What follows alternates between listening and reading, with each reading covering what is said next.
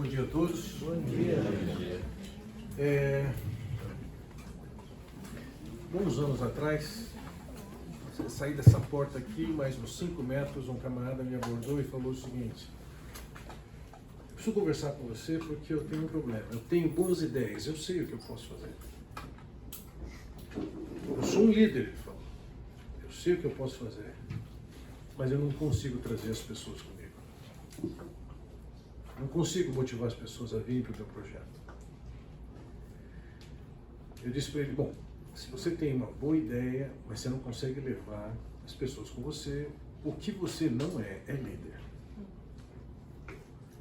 Por definição, o líder, ou liderar, é saber onde se quer chegar e conduzir pessoas para chegar a este fim. Nós vivemos uma era em que há uma tremenda crise de falta de liderança. Haja visto que na corrida presidencial nós temos 2 pessoas aí, um pouco acima, um pouco abaixo de 70 anos. Tem gente despontando que se caracteriza como liderança. Sem querer ferir suas suscetibilidades políticas, é uma tragédia nós temos somente as escolhas que nós temos hoje. Milhões, bilhões em dinheiro são gastos tentando de uma maneira ou outra desenvolver e preparar líderes. Mas o que é liderar? Como é que nós vamos liderar?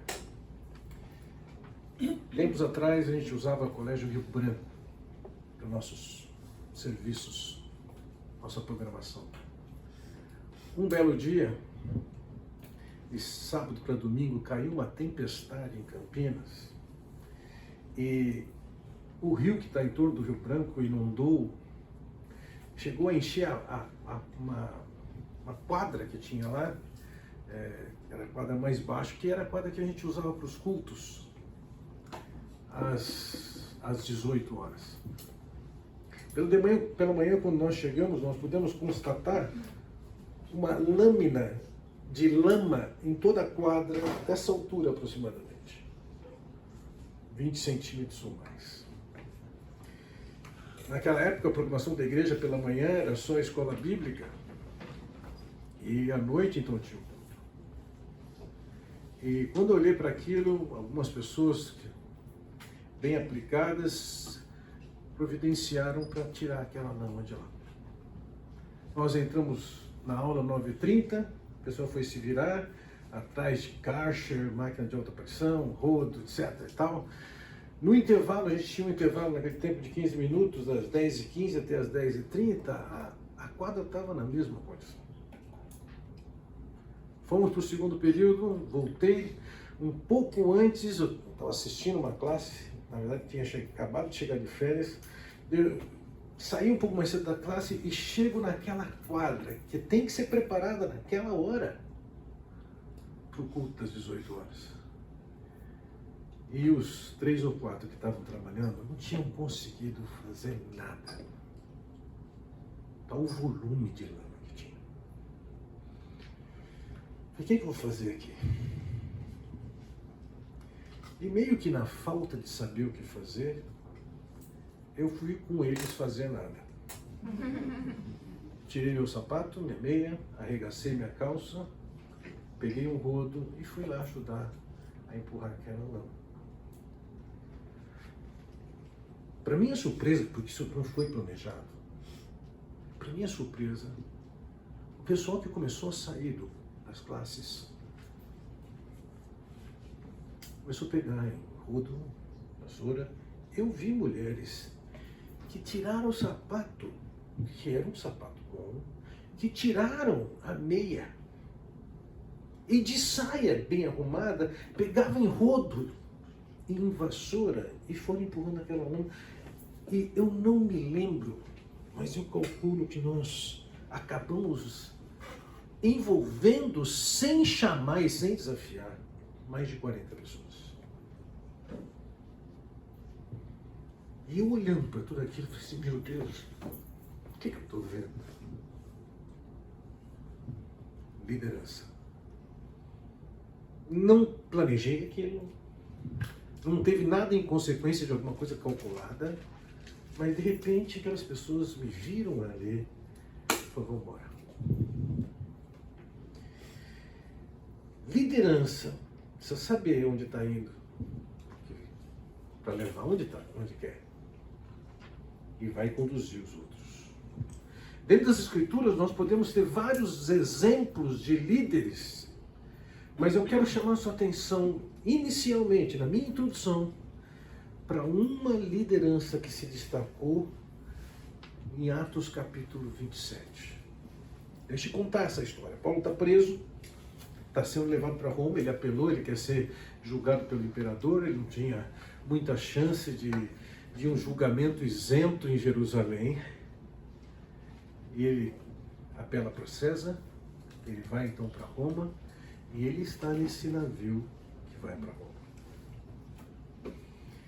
Eu quero mostrar para vocês como uma viagem em que Paulo é um presidiário. Como é que foi o exercício de liderança dele?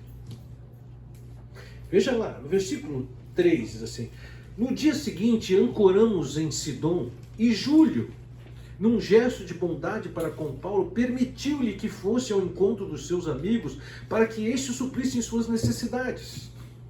Júlio é o oficial. Ele que é o responsável pela vida de Paulo. Lembre-se do seguinte: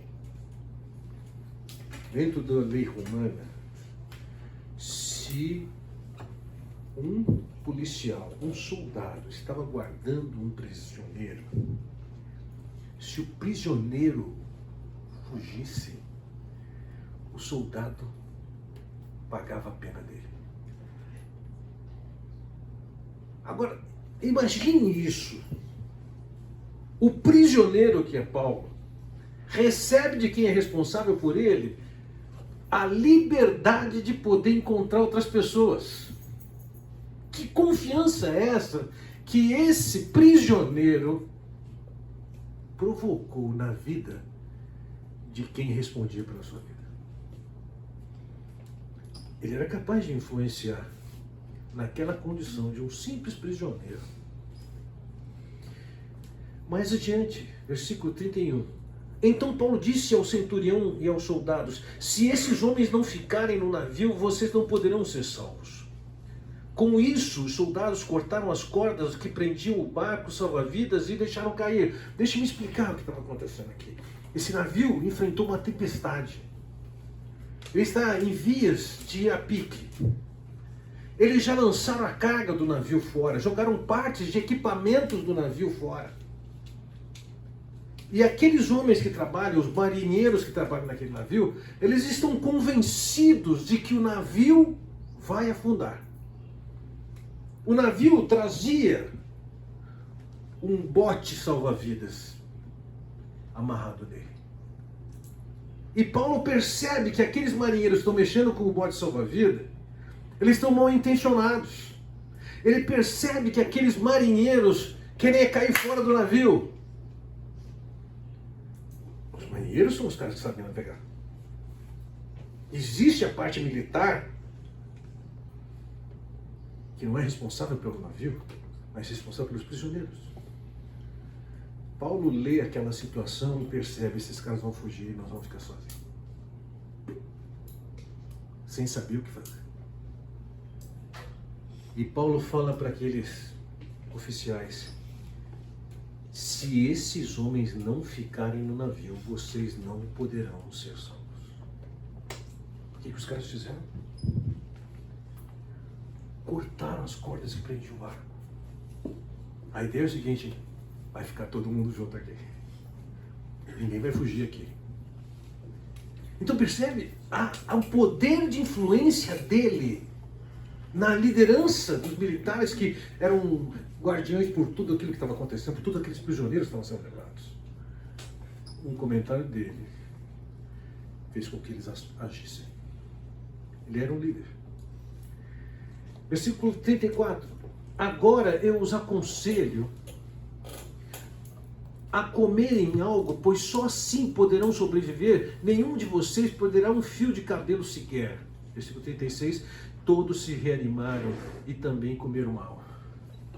Quantos de vocês já passaram mal no mar? Mal no mar não significa que você comeu alguma coisa estragada e está vomitando na praia. Não, estou no mar, no jogo do mar. Senhores, nessas condições, você não quer comer nada. Comida é o odioso. Nesse caso aqui, eu não lembro mais exatamente, mas eles estavam há cerca de 10 dias, 9 dias, 10 dias, se alguém está no texto pode ler e dizer qual é o número, sem comer. É difícil comer. Eles não comiam não porque não tinha comida, é porque não conseguiam comer. E, em contrário àquilo que é natural ao corpo, Paulo diz, vocês precisam de comer.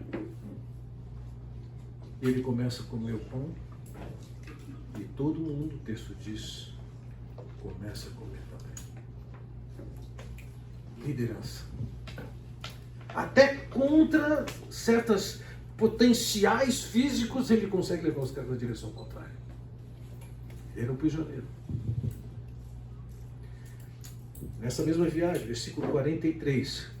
Mas o centurião queria poupar a vida de Paulo e os impediu de executar o plano. A questão é o seguinte, o barco que está correndo o risco de se naufragar, ele está indo na direção de uma ilha.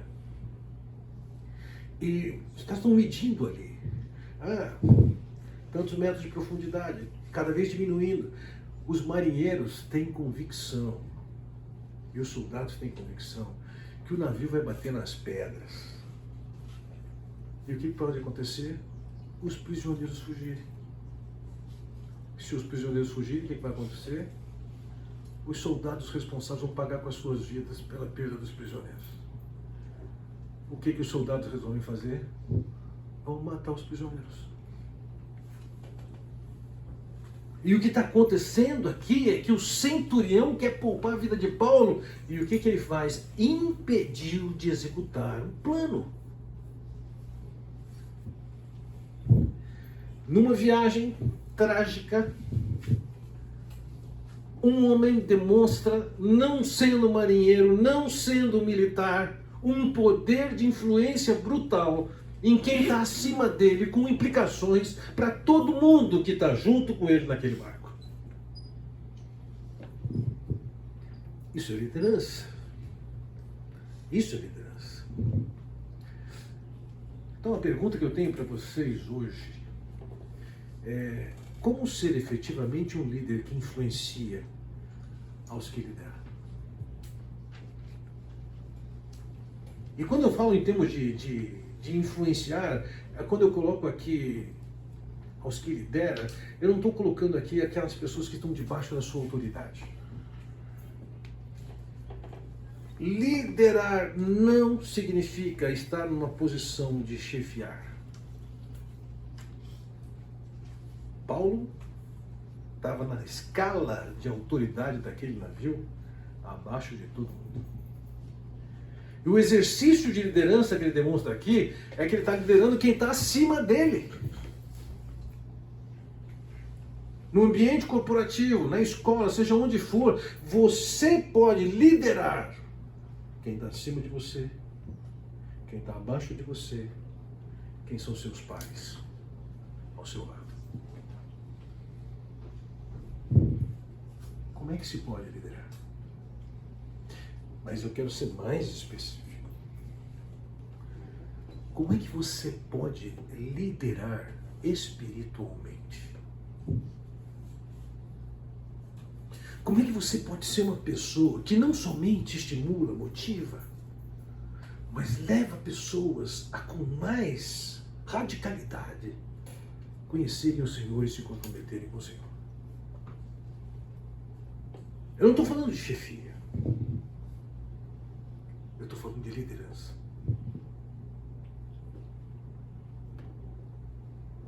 Eu quero pegar com vocês uma passagem, nós não vamos nos ater em tantos detalhes dela, mas eu quero que a gente tenha uma visão completa dela, de duas passagens de Ezequiel. A primeira é Ezequiel capítulo 44, e capítulo 47, e nós vamos perceber o seguinte, né? Naquela ocasião, nós vamos encontrar dentro daquela comunidade de Israel, comunidade religiosa de Israel, 10 tipos de pessoas. E aquilo que era realidade naquele tempo é realidade hoje também. Veja lá, versículo 6 do capítulo 44. Diga à rebelde nação de Israel, assim diz o soberano Senhor, já bastam suas práticas repugnantes. Está vendo que Deus não está aprovando aquele povo de jeito nenhum. Ó nação de Israel. Além de todas as suas outras práticas repugnantes, vocês trouxeram estrangeiros incircuncisos no coração e na carne. No versículo 8 ele diz, ao invés de cumprirem seu dever quanto às minhas coisas sagradas, vocês encarregaram outros do meu santuário. No versículo 9 ele diz, assim diz o soberano Senhor, nenhum estrangeiro incircunciso no coração e na carne entrará no meu santuário. Existia o primeiro grupo de pessoas que atuava dentro da vida religiosa de Israel nessa época, que é que ele chama de estrangeiros, ou incircuncisos da carne e do coração. Eram pessoas de fora da nação, eram pessoas que não tinham compromisso da aliança com Deus. É como se a gente precisasse no nosso culto de gente que toque e que tem alguma liderança, e aí a gente chama os pagãos, contrata os pagãos, paga o dinheiro para eles, eles fazem esse serviço aí que a gente não quer fazer. Parte daquilo que acontecia no culto de Israel estava sendo conduzido por pessoas que nem compromisso com Deus tinham. É diferente hoje? Não, não é. Ainda que a gente possa, dentro do ambiente do culto, zelar e cuidar para que efetivamente nenhum crente esteja nos conduzindo no louvor e na adoração, eu estou convencido que várias vezes pessoas que tiveram alguma evidência em algum lugar na igreja demonstram depois de algum tempo que o compromisso com Deus elas nunca tiveram. Mas existia um segundo grupo. Versículo 10. Os levitas, o primeiro foram os estrangeiros, os levitas que tanto se distanciaram de mim enquanto Israel se desviou e que vaguearam para longe de mim, indo atrás de seus ídolos, sofrerão as consequências de sua iniquidade. Os levitas que tinham um papel dentro do projeto de Deus para o culto em Israel, eles tinham pecado e estão sendo condenados aqui. Ele diz no versículo 11, poderão servir no meu santuário como encarregados das portas do templo, e servindo nele poderão matar os animais dos holocaustos e outros sacrifícios em lugar do povo, e colocar-se diante do povo para servi-los. Veja, os levitas, eles iam se envolver, levitas infiéis, iam se envolver com uma série de atividades, iam cuidar de animais, disso, da porta e tal. Versículo 12. Mas porque os serviram na presença de seus ídolos e fizeram a nação de Israel cair em pecado, jurei de mão erguida que eles sofrerão as consequências de sua iniquidade. Palavra do soberano Senhor. Não se aproximarão para me servir como sacerdotes. O segmento de levitas, que era caracterizado por infidelidade, Deus está dizendo assim, eu quero vocês aí mais longe de mim. Tem alguns serviços que vocês podem fazer, mas você não vai chegar diante de mim. Você vai ajudar o povo, mas você não vai chegar diante de mim. Você vai servir ao povo, mas você não vai servir. Vocês foram infiéis. Fica aí, eu fico aqui. Mas tem um terceiro grupo, que começa a ser descrito no versículo 15. Veja lá, contudo os sacerdotes levitas e descendentes de Zadok, e que fielmente executaram os deveres do meu santuário, quando os israelitas se desviaram de mim, se aproximarão para ministrar diante de mim. Eles ficarão diante de mim para oferecer sacrifícios de gordura e de sangue. Palavra do soberano Senhor. Tem um público diferente, sim. Quando todo mundo se desviou e se envolveu em infidelidade e idolatria, esses caras que ficaram firmes, esses caras vão ficar perante mim. Esses têm acesso a mim. Então nós estamos falando aqui da perspectiva de Deus, do que era a elite religiosa naqueles dias. Elite religiosa não é elite conforme os padrões da sociedade judaica, da perspectiva de Deus. Os descendentes de Zadok estavam em outra categoria. Tinha os estrangeiros, tinha os levitas, mas tinha os filhos de Zadok. Versículo 15. Só eles entrarão em meu santuário e se aproximarão da minha mesa para ministrar diante de mim e realizar o meu serviço. Só eles. Quando entrarem pelas portas do pátio interno, estejam vestindo roupas de linho, não usem nenhuma veste de lã enquanto estiverem ministrando junto às portas. Veja, essa é uma exigência que ali tinha estabelecido, que o sacerdote que ia entrar no Santo dos Santos, ele não podia colocar lã. Ele podia usar somente linho. Por quê? Se ele coloca lã naquele calor de lá, ele ia suar.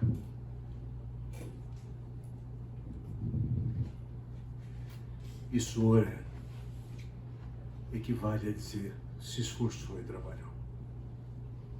E Deus está dizendo, você não entra na minha presença por causa do seu esforço. Você vai entrar com linho para não suar. Sou eu que estou te dando esse privilégio. Você não se esforçou. Então você percebe aqui, claramente, 3 grupos. Os estrangeiros, os levitas e os filhos de Zadok. Saltamos para o capítulo 47, onde o sumo sacerdote, filho de Zadok, está dentro do templo. E aí o que começa a acontecer? A visão que ele tem no capítulo 47, eu vou simplificar ao máximo isso aqui. Veja, versículo 1. O homem levou-me de volta à entrada do templo e vi água saindo de debaixo da soleira do templo. Onde está o sumo sacerdote? Indo para o leste, pois o templo estava voltado para o oriente. A água descia de debaixo do lado sul do templo, ao sul do altar. E ele me levou para fora pela porta norte e conduziu-me pelo lado sul, fora até a porta externa que dá para o leste, e a água fluía do lado sul. Daquele lugar lá no templo, onde está o sumo sacerdote, descendente de Zadok, está saindo água. E os versículos seguintes ele vai dizer assim, eu andei até lá e cheguei lá, a água dava na altura do tornozelo, andei um pouco mais, são 500 metros, e cheguei lá, a água estava no joelho, andei mais 500 metros, a água estava na cintura, andei mais 500 metros, já não dava mais para atravessar o rio. A abundância de água que vinha do lugar de alguém que estava na presença de Deus, já não dava mais para atravessar o rio.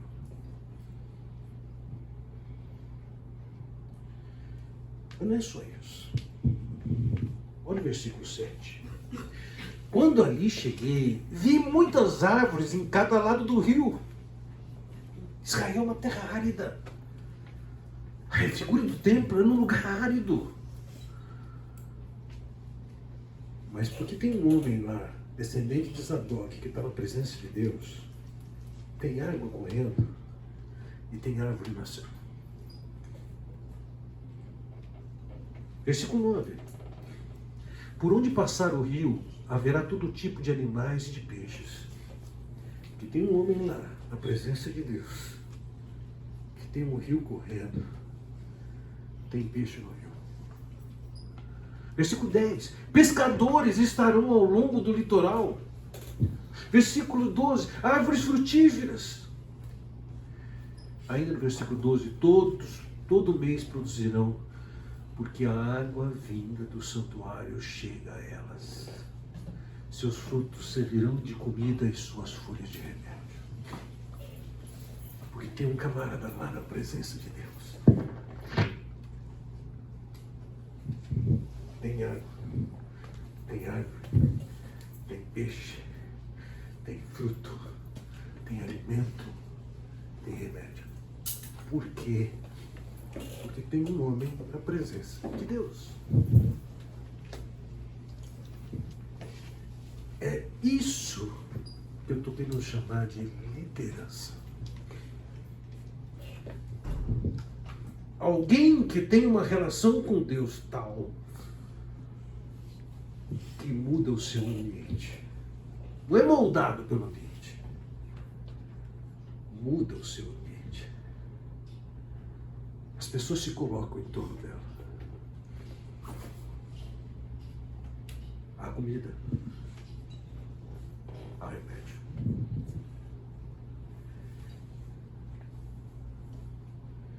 Onde é que eu quero chegar para vocês?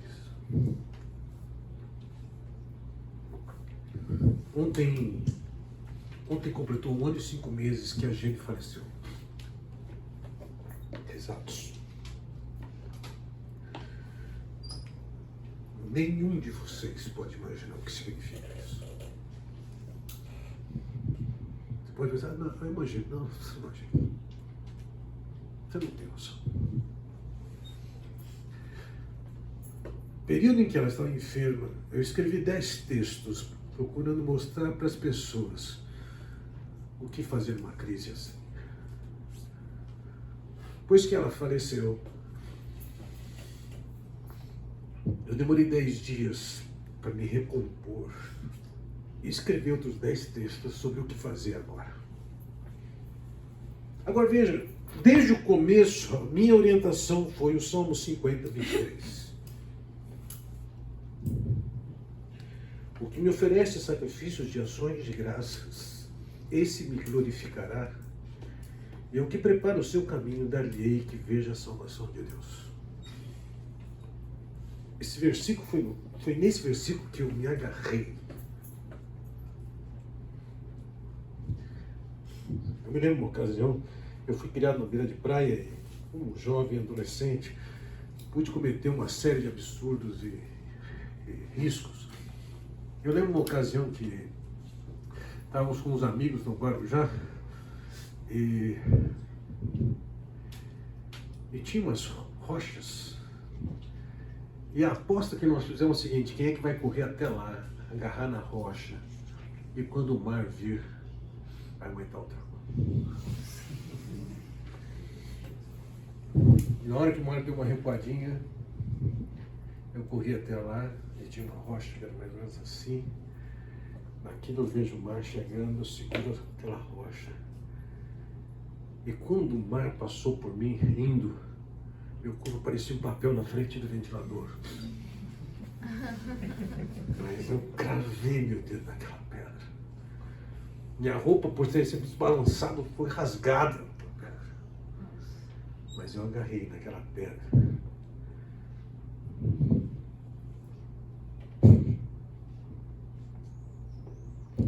Como eu até agarrei nesse versículo. O que me oferece sacrifícios de ações de graça. O que é isso? Em nenhum momento, por tudo que nós passamos no ano passado, houve algum questionamento, dúvida ou incredulidade da minha parte. Em nenhum momento eu não tive esse problema de ameaça da minha fé. Mas eu tive que dizer para mim repetidas vezes, inúmeras vezes: eu sei que o Senhor sabe o que o Senhor está fazendo. Eu sei que o Senhor é bom. Eu sei que o Senhor tem poder. E eu sei que o Senhor é soberano. É o Senhor que resolve. Inúmeras vezes. O Senhor é o soberano. O Senhor é poderoso. O Senhor é bondoso. O Senhor é sábio. A situação que estava vivendo, essas coisas não fluem. Você reconhecer isso é o que ele chama aqui de sacrifício de louvor. É difícil falar isso.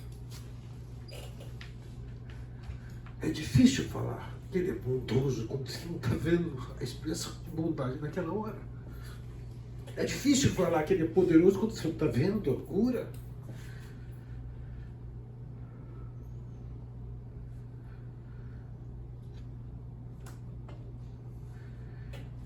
Quem me oferece sacrifícios de louvor, ele diz, esse me honra.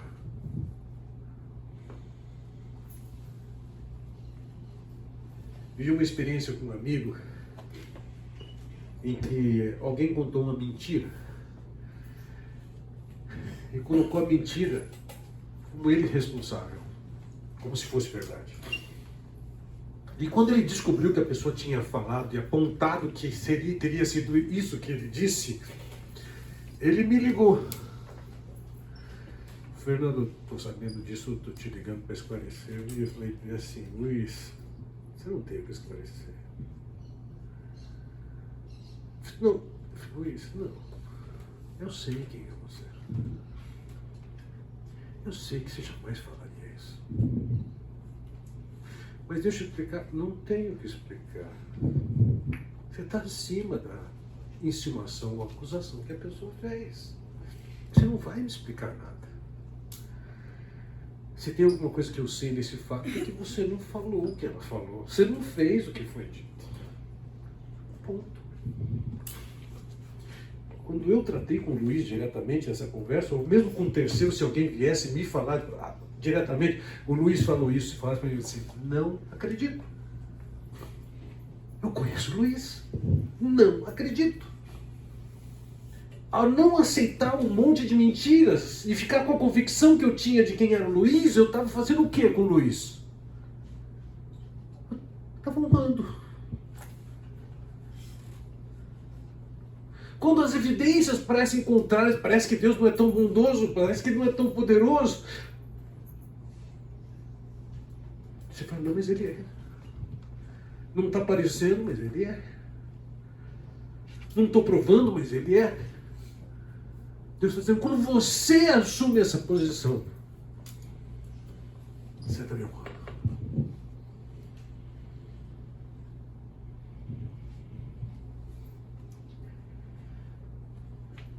E ao que prepara o seu caminho, ele diz, dar-lhe-ei que veja a salvação de Deus. Você está numa situação, e você aqui, dá graças e louva a Deus. Deus vai dizer, você me honra desse jeito. E porque você faz isso, ele diz, eu vou te salvar. E lógico, ele não está falando aqui de salvação, de pena do pecado, não é nada disso. Eu vou tirar você da situação delicada, crítica que você está.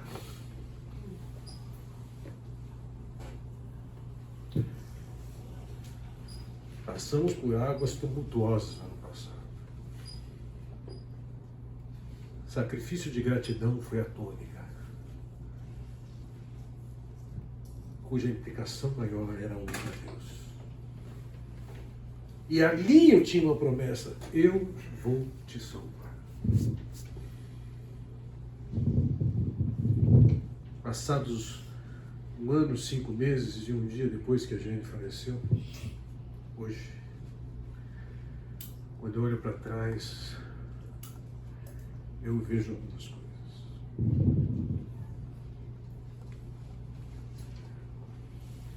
Veja, eu não entendo muitas coisas, por que Deus fez, por que Deus agiu assim. Eu não entendo um monte de coisas. Mas essa passagem de Deuteronômio capítulo 8 pode nos ajudar a entender o modus operandi de Deus lá e agora. Versículo 3 de Deuteronômio 8. Ele te humilhou, e te deixou ter fome, e te sustentou com maná que tu não conhecias, nem teus pais o conheciam, para te dar a entender que não só de pão viverá o homem, mas de tudo que procede da boca do Senhor viverá o homem.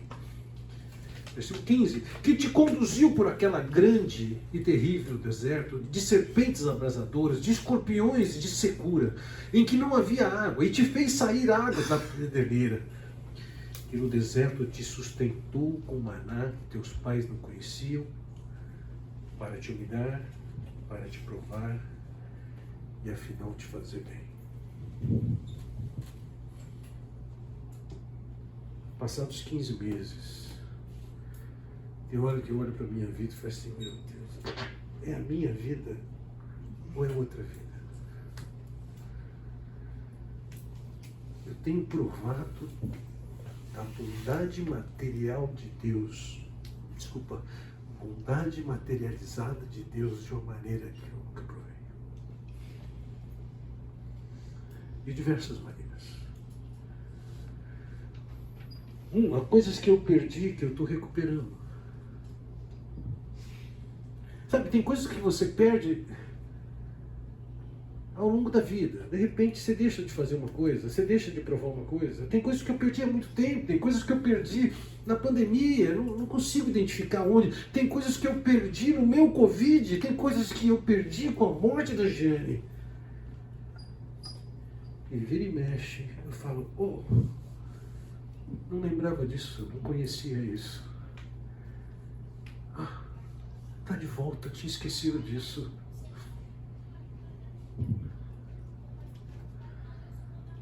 Tem coisas que eu olho para a minha vida hoje e falo assim, eu não tinha perdido. Eu nunca tive. E agora Deus está jogando no colo. Toda crise, eu posso olhar 15 meses depois, até um pouco antes. A bondade manifesta em tantas áreas da vida. No estudo, nas capacidades pessoais, uma nova vida conjugal, uma carne, nas finanças, no exercício da liderança, no tempo com Deus. Isso tudo para afinal te fazer bem. Nesse tempo recente, o Salmo 32:41 tem revelado um pouco daquilo que eu tenho provado com Deus. Ele diz assim, terei alegria em fazer-lhes o bem, e os plantarei firmemente nessa terra de todo o meu coração, e de dar a minha alma. Sim, é o que farei. E várias vezes eu me vejo nesse quadro, Deus dizendo, eu terei alegria, eu tenho prazer de te fazer o bem. Mas aí fica a pergunta, por que não faz sentido isso para mim? Quando eu olho só para isso, você não faz sentido, para quê? Até que 2 semanas atrás, alguém pediu para conversar comigo, na ligação virtual, a pessoa não mora no Brasil, é uma pessoa de expressão internacional. E essa pessoa me pergunta, Fernando, estou passando por isso. Estou patinando, eu não consigo ir à frente por causa dessa circunstância.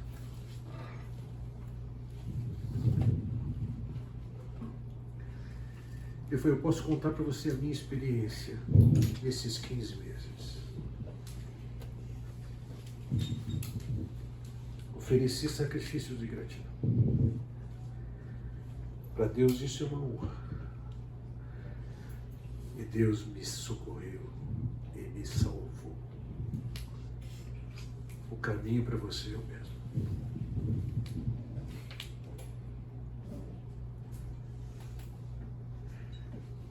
Dada a reação da pessoa e a apreciação pelo que estava aprendendo e ouvindo, quando desliguei o telefone, eu falei assim, opa, acho que eu estou começando a entender por quê. Por que ter passado por tudo isso? Para ser um instrumento que Deus quer usar na vida de outras pessoas vivendo suas crises. Você pergunta também, você queria ser esse instrumento? Não, preferia não ter passado por nada disso. Mas eu só sou servo. Eu não sou o consumidor que demanda de Deus o que Ele atenda. Os meus caprichos, os meus interesses, os meus planos. Se Ele é o soberano, Ele é o soberano. Naquela mesma semana, uma situação análoga, a pessoa me descreve a situação de crise que ela está vivendo. E eu posso compartilhar. Sacrifício de gratidão. Honra a Deus. Por fim, Ele te salva. E de novo eu olho e falo assim, opa, o que está acontecendo aqui?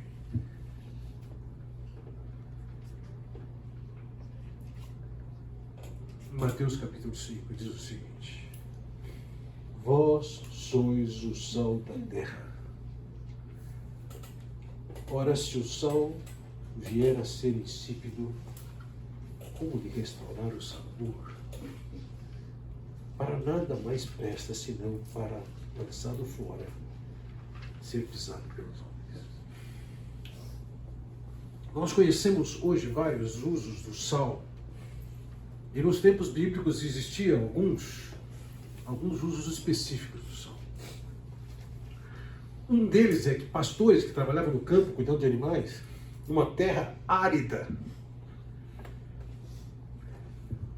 eles tinham uma bolsinha, e nessa bolsinha eles tinham pedras de sal. Quando você pensa em pedra de sal, não pensa no sal puro. Era uma pedrinha que tinha sal.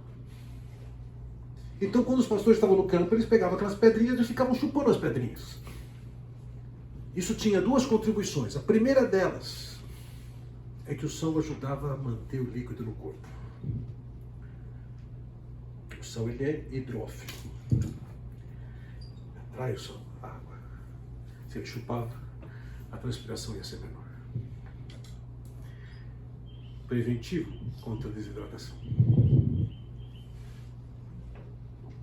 Mas o sal também tinha a contribuição da sede. É possível, quando você entra num processo de desidratação, eu sou um candidato a isso, eu não sinto sede. Mas chupando o sal, você tem necessidade, né? Vai de noite comer uma pizza com alite, você vai chegar em casa e tem que ir com a mangueira na boca de tanta sede que dá por causa do sal que tem no alite. Ele aponta que você bebe água. Preventivo contra a desidratação. Quando ele diz, você é o sal da terra, está dizendo, é para a sua vida dar sede nos outros.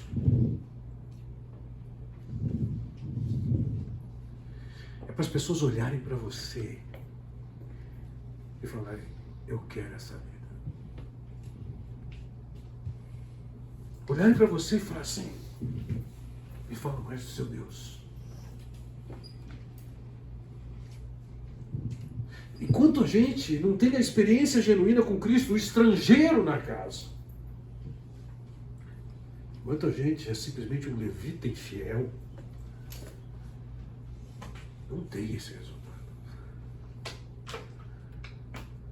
Mas quando alguém fiel para na presença de Deus, seja a crise que for, isso honra a Deus. Quando você honra a Deus, vai ter água que está correndo. Vai ter peixe que está surgindo. Vai ter fruto que vai estar aparecendo. E as pessoas vão começar a assumir isso.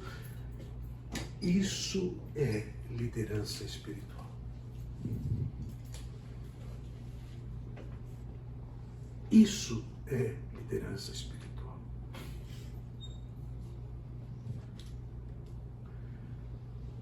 É fruto do tempo que você gasta na presença de Deus. Mesmo que você tenha que sacrificar alguns interesses particulares. Eu posso não estar vendo Deus tão bondoso. Eu posso não estar vendo Deus tão poderoso. Eu posso não estar vendo e achando que Deus é tão sábio. Eu posso não concordar que Ele seja tão soberano, mas quando eu me coloco e reconheço tudo isso, Ele tem uma obra para fazer em você e através de você. Isso é liderança espiritual.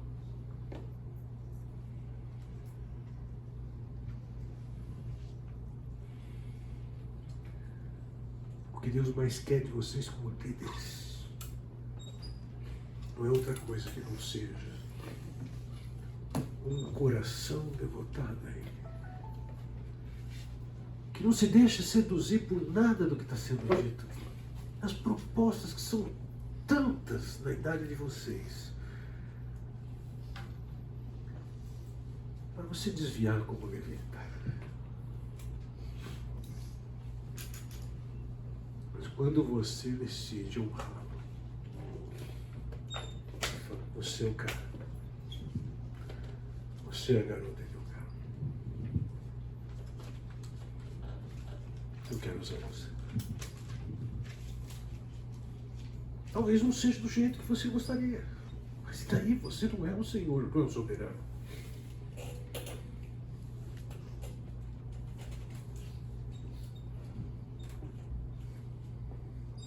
Ponto. Perguntas?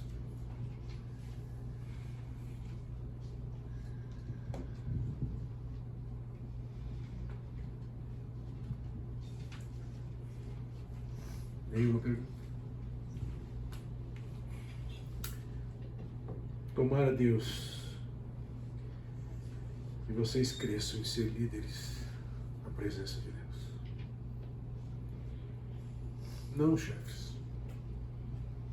Líderes. Talvez a marca mais gloriosa que tenha na sociedade seja sentou em algum lugar que ninguém está vendo. Mas você está lá com o Senhor. As águas vão correr. Árvores vão nascer. Vão dar seus frutos. Vão ter pescadores e coletores que vão chegar perto de você. Vocês vão oferecer alimento e remédio. Não interessa a profissão que você vai ter. Não interessa ser homem ou mulher.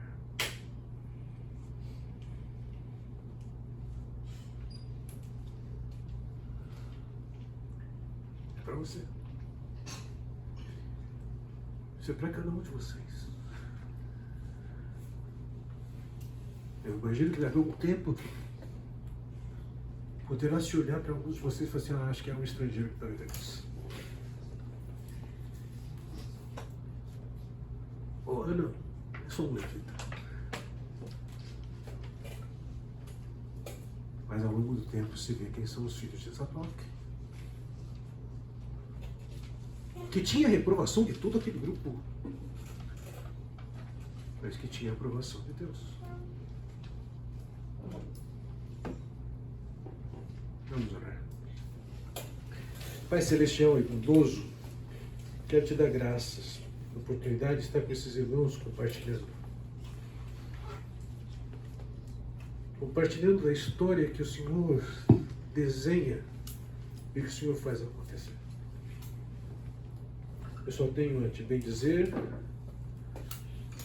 pela maneira como o Senhor, com a sua sabedoria, com a sua soberania, com o seu poder e com a sua bondade tem regido a minha vida. O Senhor bem sabe, nem tudo eu entendo, mas não sou tolo para deixar de perceber que o Senhor tem me dado em tantas áreas da vida o que existe do bom e do melhor.